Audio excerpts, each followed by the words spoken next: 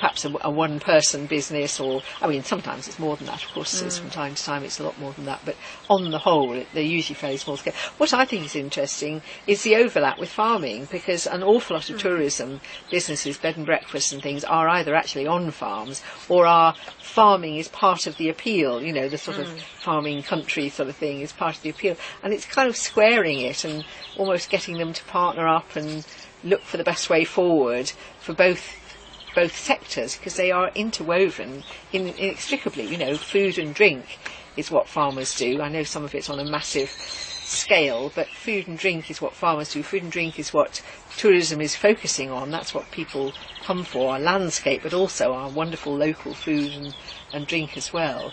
And, you know, any of our bed and breakfasts and our local restaurants and things, they major on all that, don't they? And well, that was sort of where I was going to then take the tourism thing, which is, you know, do you think that the intensive farming could potentially, either is now or could potentially damage the image of Herefordshire for tourism? I think it seriously could. With that link to the food and drink in particular. Yeah, I think so, yes. I mean, again, I don't think people are really facing it properly, and I don't know how you deal with it, even if we do.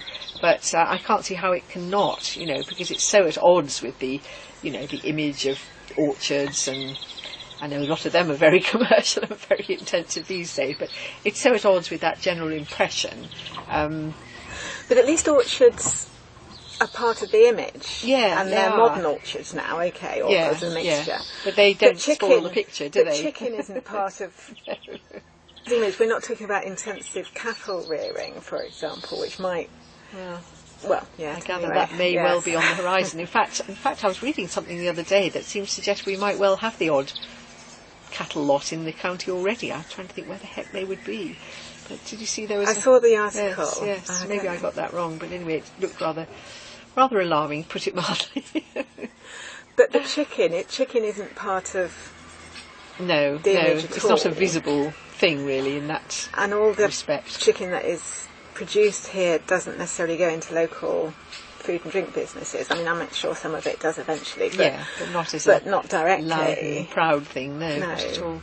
And I just, as opposed to something like Springfield, where, as you say, there are local tourism businesses who do source their chicken from Springfield, and who advertise that as part of the offer for the business, for their visitors. And that is obviously just not, there's absolute no connection with the intensive egg or chicken. No, there's absolutely none at all, you're right. I think there's so much more interest in where your food comes from, you know, generally, not obviously not across the population, but increasingly people are interested, partly because of, you know, supporting local economy, partly because of knowing it's been reared in a, you know, humane way. You know, all those sort of things are sort of important to people more and more, aren't they, really? And it is completely at odds with the whole factory farming thing, which is a very different sort of industry altogether, really. I mean, I wish there was more interest. There have been flurries of interest in the whole welfare side of it, which is quite a big one for me. I mean, I do eat meat, but I certainly don't eat supermarket meat. Or, I want to know where it comes from, put it that way. But I think more and more there is an interest in animal welfare, and I wish we could sort of generate more concern about it, you know, across the board, really. Not least among the farmers themselves, because I'm sure they're all reasonably decent people. That's difficult. Okay, just moving swiftly, there's just a few other things just I'd really like to touch on. We've talked a little bit about the nutrient management plan, and I don't know if there's anything extra you want to say on that, because I am talking to quite a few people about that, but it's working in the right direction. I just don't think it's been anywhere near effective enough yet.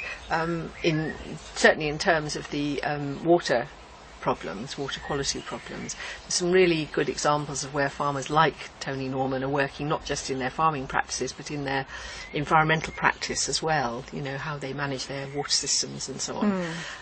You know, there's some really interesting stuff going on. I'm sure lots of other farms too. But it does seem to me that just, certainly the council, as long as this stuff is happening, as long as there is a Farm Herefordshire, and as long as they are looking at all these ways of reducing impact on the rivers and the other concerns, that sort of seems to be enough for the council. But I think people like, what's his name, Reed, and you know, his farmers are doing some really good stuff, and it's very useful, helpful thing to be doing. But I'm just amazed that they aren't more worried about the water quality, you know, that issue particularly. I've tried to get it on our risk register, the council's risk register, and they've decided it isn't necessary because we've got a nutrient management plan. That is as much as we kind of need to do, really.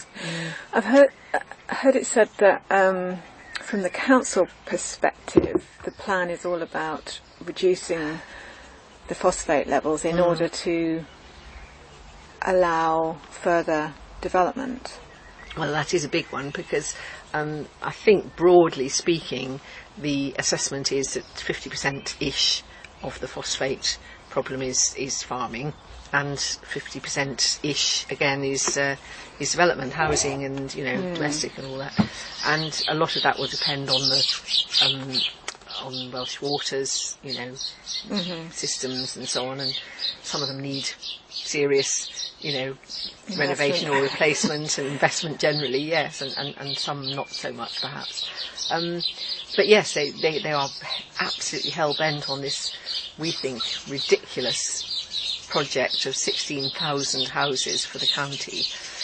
And as I said, that includes 2,300 for Leinster, which is simply a massive number. We've only got 5,500 houses at the moment. So that's nearly 50% increase, which is just appalling in all sorts of ways, you know, impact on the character of the town, impact on the resources, the health, schools, etc. But perhaps most of all, because most of it is on the southwest, impact on an incredibly over congested road. The A44 in particular is the one that bears the brunt of all that, because that's our main end for development for Leinster. There's very little opportunity anywhere else in the town actually. And going north out this way, it's floodplain. The east side is constricted by the river and the bypass. River and the bypass and the railway line, so you know there is a limit without jumping that, and that's not something I think anybody wants to do really. So anyway, that's Leinster. I know you're talking about more generally, but I mean the numbers of houses they want to build is just ridiculous. We do need houses, of course we do, but I think the sort of numbers they are pushing for are unrealistic, and you know I just don't get it myself. I really don't.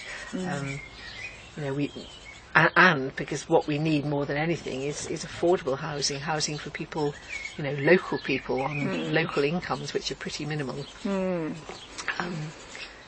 And what you get more and more is people coming in from the southeast, retiring particularly. We've got lots and lots of older people moving in, perfectly nice people, but we are very top heavy, and you know, we need to be looking at ways of retaining some of our younger people, which the university will help with, I hope.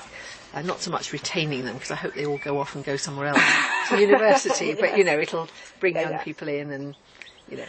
Do you think, I mean, I also heard it said that the more intensive agriculture there is, it will impact house prices and whether people want to move. Well, almost inevitably, I would have thought, and the same applies to you know, any sort of intensive, yes, chicken houses and all the rest. It must affect, and in fact, that's a point we haven't actually specifically mentioned, isn't it?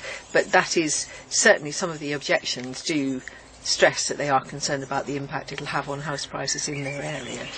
But is that a planning consideration? Not really, no. I mean, it's something we need to be aware of. I mean, economics is now more a planning consideration than it used to be. It is, yes, but I think the thing is... No, sadly not. No, I don't think it is, because, I mean, an awful lot of planning an awful lot of development in one way or another, not just chicken houses, will have what can be perceived as a detrimental effect on what's already there. You know, at its best, it shouldn't. Of course it shouldn't. But I mean, if you're going to stick a housing estate next to a nice, quiet little, you know, village of